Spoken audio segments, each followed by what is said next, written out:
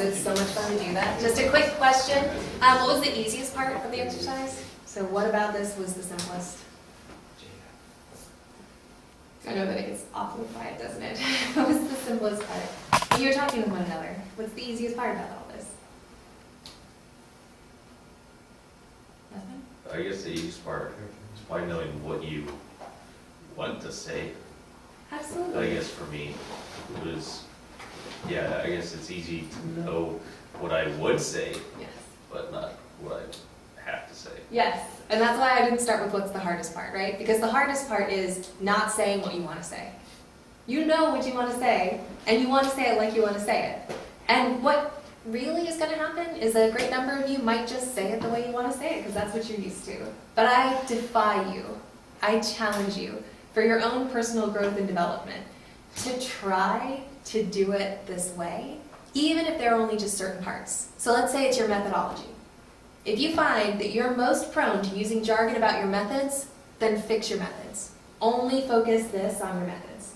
If it's the impact, the results, you want to use specific conditions. I think AML was a great example, right? You want to talk about one certain kind of leukemia. Well, maybe instead you should challenge yourself when you're doing your implications to use this exercise to be a little bit broader. But I challenge you to try to find a way to use this. It will not disappoint you. Whether or not you're talking about research, this is a handy skill, and again, it is relatively required.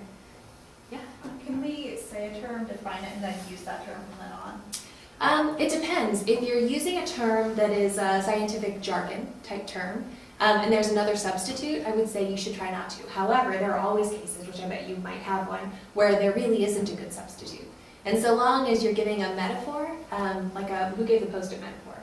Nice. So where you not only define it, but you sort of explain it in some way that's easy to remember, then I think that that's a good way to do it. But just make sure that there's not a simpler way to describe it if you're going to use one.